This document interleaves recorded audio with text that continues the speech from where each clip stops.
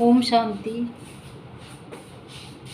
20 जुलाई 2021 की मुरली है। बाबा ने कहा, मीठे बच्चे, इस सभा में बाहर मुखी बनकर नहीं बैठना है, बाप की याद में रहना है। मित्र संबंधी अथवा धंधे आदि को याद करने से वायुमंडल में विघ्न पड़ता है। प्रश्न है, तुम बच्चों के रूहानी ड्रिल की विशेषता क्या है जिसे मनुष्य नहीं कर सकते हैं? उत्तर, तुम्हारी रूहानी ड्रिल बुद्धि की है। उसकी विशेषता यही है, जो तुम आशिक बन अपने मासूक को याद करते हो। इसका ही इशारा गीता में भी आया है, मन मनावो। परंतु मनुष्य अपने मासूक परमात्मा को जानते ही नहीं, तो ड्रिल कैसे कर सकेंगे? वे तो एक दो को जिस्मानी ड्रिल सिखलाते हैं। ओम शांति। बच्चे भी समझते हैं, बाप भी समझते हैं कि बच्चे योग कराने वाले यहाँ क्या कर रहे हैं। याद की यात्रा की ड्रिल करा रहे हैं। मुख से कुछ भी कहने का नहीं है। किसकी याद है? परम पिता परमात्मा शिव बाबा की। उनकी याद में रहने से हमारे जो भी विकर्म हैं वह भस्म हो जाएंगे और विकर्माजीत बन जाएंगे। जितना जो याद की ड्रिल में रहेंगे, यह आत्मा की ड्रिल है, शरीर की नहीं। भारत में जो भी ड्रिल सिखाते हैं वह सब है जिस्मानी। यह है रूहानी ड्रिल। इस रूहानी ड्रिल को तुम बच्चों के सिवाय कोई जानते ही नहीं।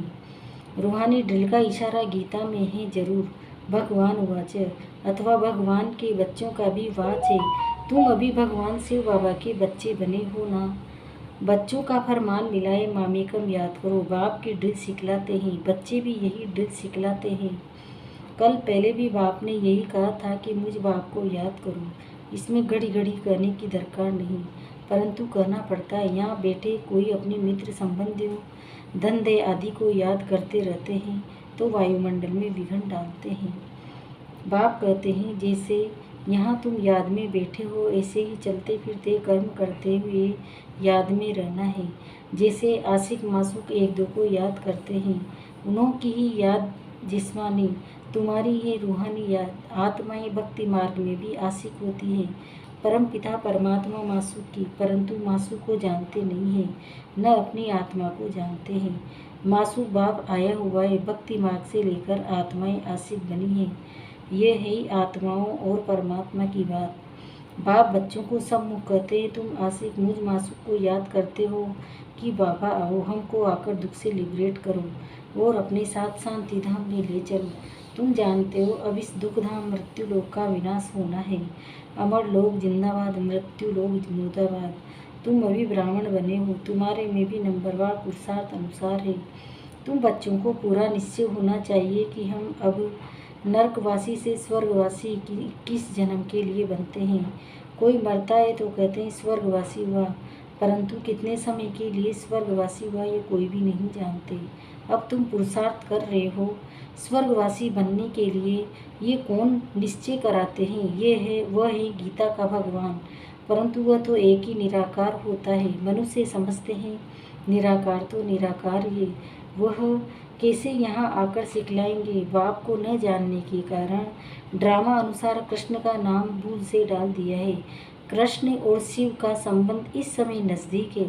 शिव जयंती होती है संगम पर, फिर कल होगी कृष्ण जयंती।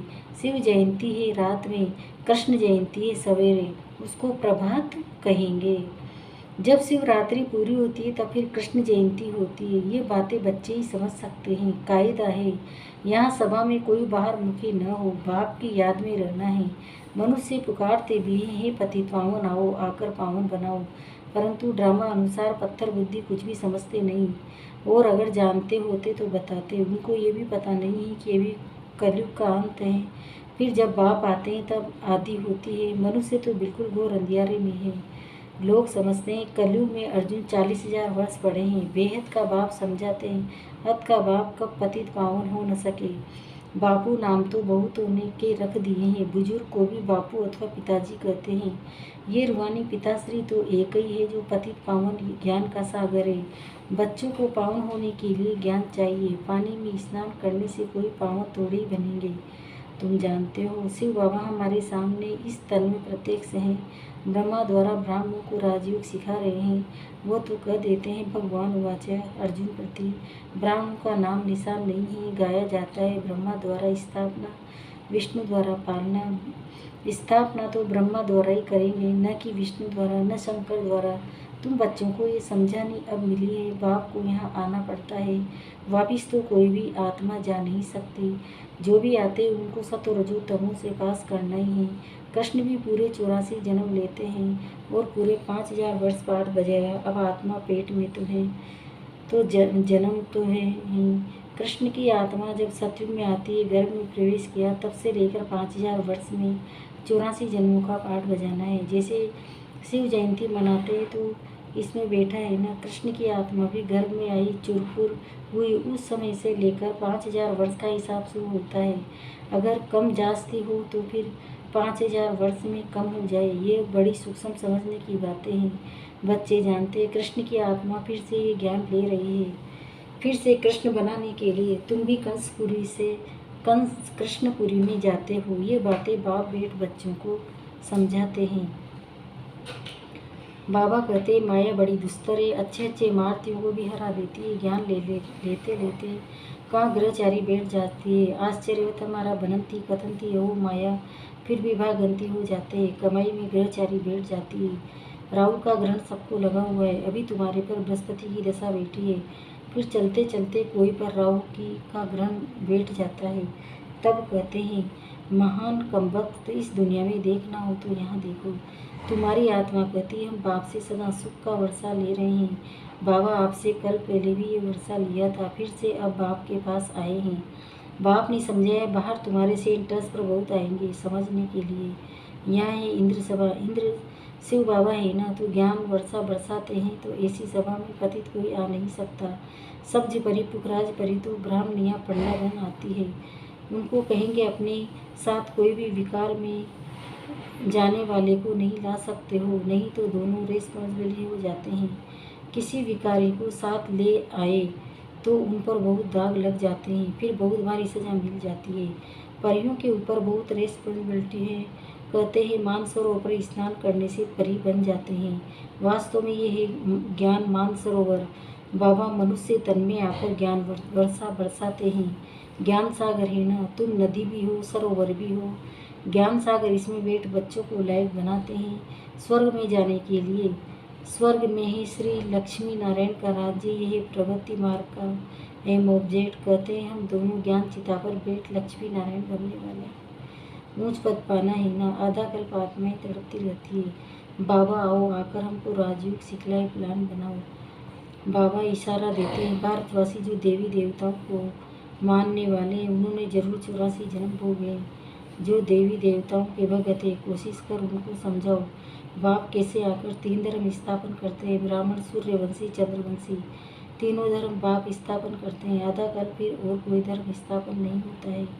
फिर आधा कल्प में कितने मठ पंथ आदि धर्म ढेर के ढेर स्थापन होते हैं। यहाँ आधा कल्प में एक धर्म सो भी संगम युग पर भविष्य के लिए राजधानी स्थापन करते हैं।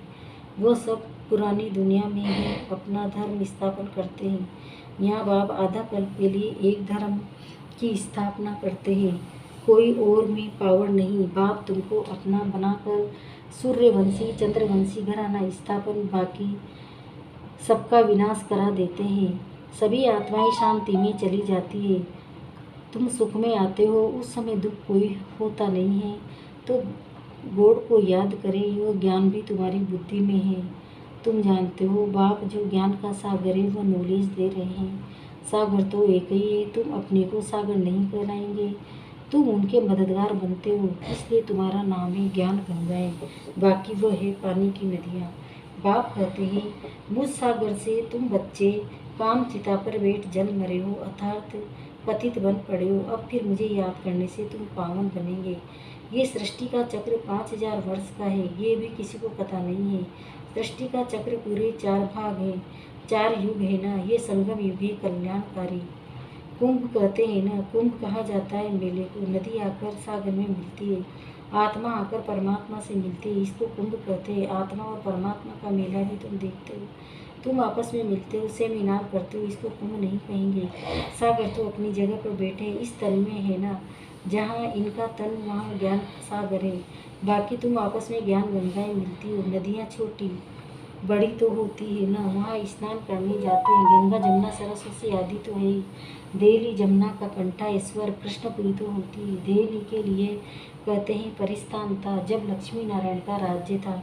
ऐसे नहीं कि कृष्ण का राज्य था, राधे कृष्ण युगल हो तब राज्य कर सके। अब तुम बच्चे कितने खुशी में हो, माया के तूफान तो बहुत आएंगे। बेहद की बॉक्सिंग है, हर एक को 5 विकारों के साथ युद्ध चलती है। हम चाहते हैं बाबा को निरंतर याद करें, माया हमारा योग उड़ा देती है। एक खेल में दिखाते हैं, परमात्मा अपनी तरफ खींचते हैं, माया अपनी तरफ। ऐसा एक नाटक बनाया, बाइस्कोप का फैशन अभी निकला। तुमको ड्रामा अनुसार बाइस्कोप पर ही समझाना है, नाटक में तो बद्दी संधि होती है। ये तो अविनाशी ड्रामा बना बनाया है, बनी बनाई बन रही है। फलाना मर गया, इतना ही पाठ था, हम चिंता क्यों करें, ड्रामा है ना। शरीर छोड़ दिया फिर थोड़े ही आ सकता है, रोने से फायदा ही क्या है। इनका नाम ही दुखधाम। सतयुग में मोह जीत राजाएं होते हैं, ईश्वर कहानी में। सतयुग में मोह की बात होती नहीं। यहाँ तो मनुष्य का कितना मोह है। किसी को रोना न आए तो रोकर भी उनको रुला देंगे, तो समझे कि ये अफसोस करते हैं, नहीं तो ग्लानि हो जाए। भारत में ये भी सब रिवाज है, भारत में सुख भारत में ही बहुत दुख होता है। भारत में गोड गोडे राज्य करते थे। विदेशी लोग पुराने चित्र बड़ी खुशी से लेते हैं, पुरानी चीज़ का मान होता है। सबसे पुराना शिव तो यहाँ आया था ना, उनकी कितनी पूजा करते हैं। अब तो शिव बाबा आया है, तुम पूजा नहीं करेंगे, वो होकर गया है तो उनकी पूजा करते रहते हैं। अच्छा, मीठे मीठे सिकिल्ले बच्चों प्रति माँ पिता बाप दादा का याद प्यार, गुड मॉर्निंग। रूहानी बाप की रूहानी बच्चों को नमस्ते। हम रूहानी बच्चों की भी रूहानी माता पिता बाप दादा को याद प्यार, गुड मॉर्निंग, नमस्ते नमस्ते नमस्ते। शुक्रिया बाबा, शुक्रिया आपका, पद्मा पद्म शुक्रिया। धारणा के मुख्य सार में पहला है, ड्रामा के ज्ञान को बुद्धि में रख निश्चिंत बनना है। किसी भी प्रकार की चिंता नहीं करनी है, क्योंकि जानते बनी बनाई बन रही, निर्मोही बनना है। दूसरा, बाप द्वारा जबकि बृहस्पति की दशा बेटी है तो संभाल करनी है, राहु का ग्रहण न लग जाए। कोई भी ग्रहचारी हो तो उसे ज्ञान दान दे समाप्त करना है। वरदान, सदा मनन द्वारा मगन अवस्था के सागर में समाने का अनुभव करने वाले अनुभव को बढ़ाने का आधार है मनन शक्ति।